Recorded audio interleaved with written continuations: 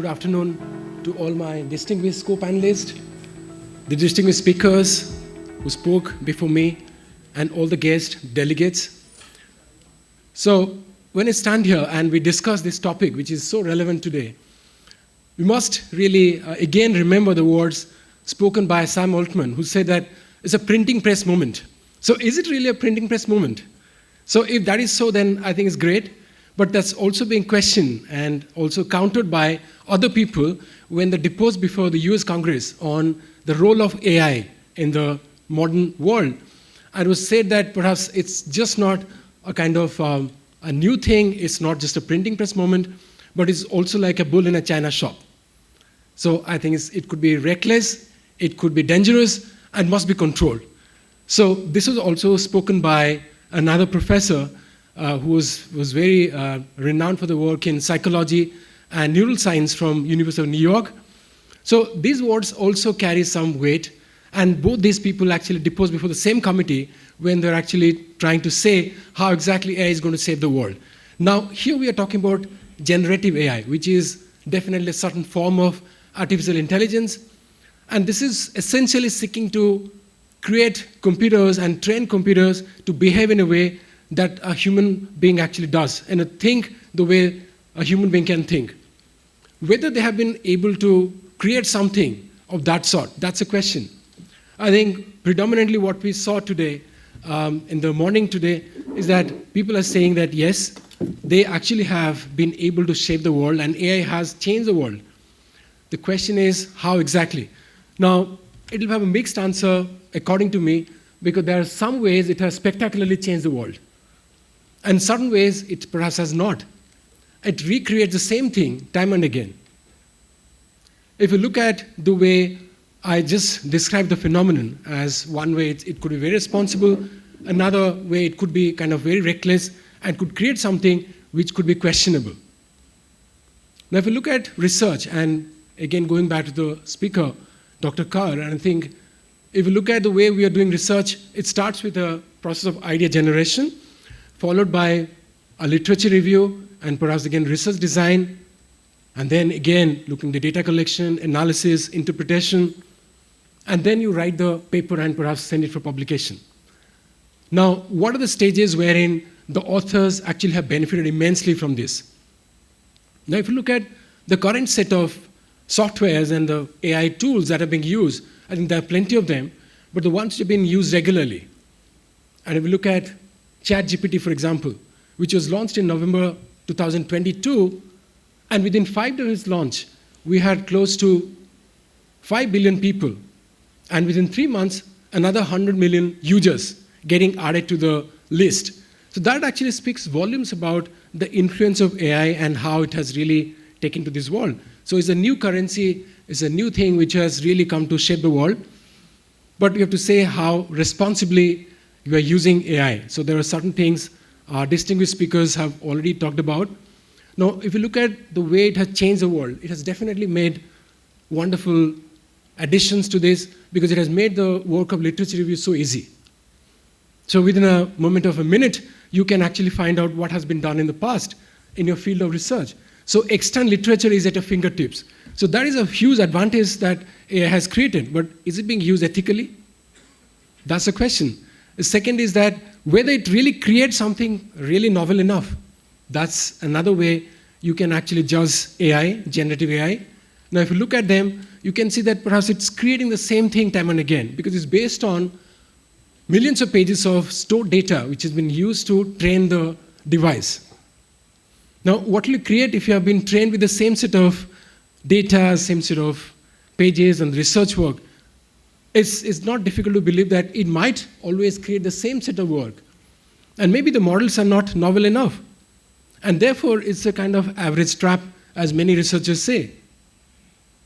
So therefore, the question is that how exactly it has really changed. Perhaps it has made the work faster for you, it has made it more efficient, and the researchers have become more effective in their work.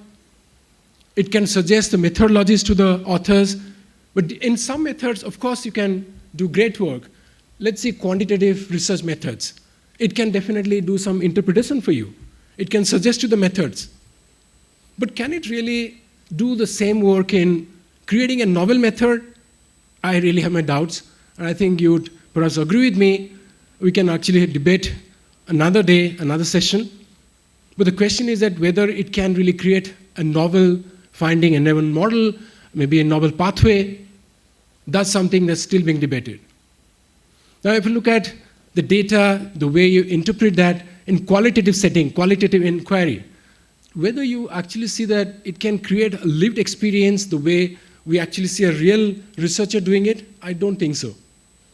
So the human judgment, the way you evaluate a certain pattern, you see a certain pattern, I think that's not possible for a generative AI tool. So I think that's quite clear on that. And again, if you look at the interpretation, the writing of the report, and publication, the issue is that it's definitely faster, it's making more efficient, but is it really creating a kind of a different kind of research? Is it really a giant stride that you can be proud of? In some ways, yes, because it perhaps made your life easier, it has made your work much easier, faster, and which creates almost human-like output, but not really the output a human being will create. So I resonate with Dr. Joshi, who was talking in the morning, that we are definitely more intelligent. So that is how I position my speech here, the way I speak, because it's not something which is all rosy, and it has to be seen in a certain context. Now, if you look at the ethicality of it, now I, as an academician, I would differ from some of my speakers who just spoke before me. It's not always the great thing it has done. You also have to see it using the lens of a philosopher. If I look at the deontological lens, the philosophy, you look at the process part, that how exactly the research has been done. Whether the research was conducted ethically, whether the research was conducted in a manner which is really becoming of a researcher in academics.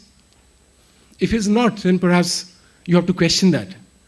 The second is the teleological lens, that whether the output is really out of the world, is it really a breakthrough innovation? Is it really something that has been remarkably different from the previous research? If it's not, then again you have to really see that there is a certain limitation of generative AI. But I'm not saying that generative AI is not really a spectacular innovation. It's not a printing press moment.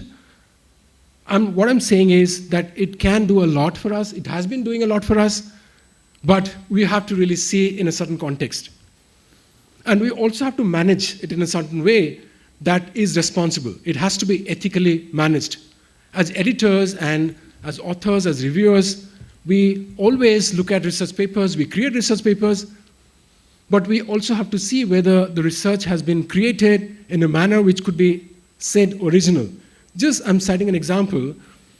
If you want to buy a soundtrack, original soundtrack from, let's say, Freddie Mercury, the famous singer, Bohemian Rhapsody. Now, what exactly you call an innovation? Now, if you know that the final output, the soundtrack or the item you're buying is enhanced by generative AI, would you really attach the same amount of value? So that's a process part. Maybe outcome is brilliant. It is exactly, you can't make out whether it's different from the original soundtrack. But this is where the question is. The process is very, very important. And as an academics, career academics, I must really ask this question, that whether you can really call generative AI creating a wonderful innovation or a new product.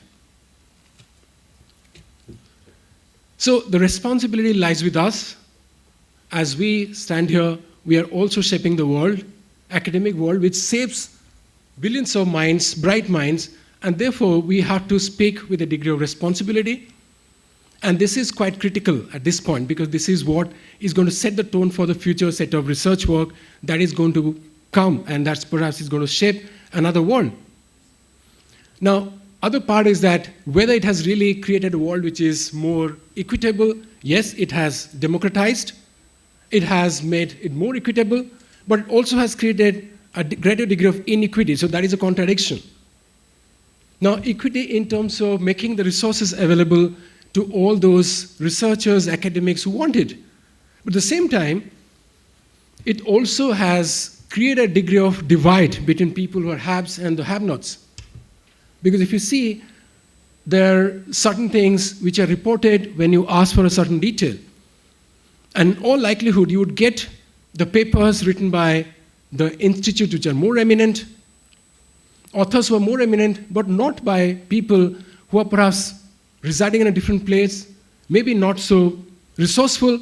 So that way it is also inequitable. It also oversimplifies. It introduces certain biases which are not healthy, right? Because the biases could be because they're all based on the vast sets of data it has been based on. So can you really create something groundbreaking? So as an academic, again, as a person who actually is also responsible for papers which are getting published, I must say that we have a role to play. We must really guard. We must really be the gatekeepers to ensure that Gen AI enhances our performance, but we also have to behave ethically and responsibly. And that's where I must conclude my speech, and I look forward to those speeches that are made after me. Thank you.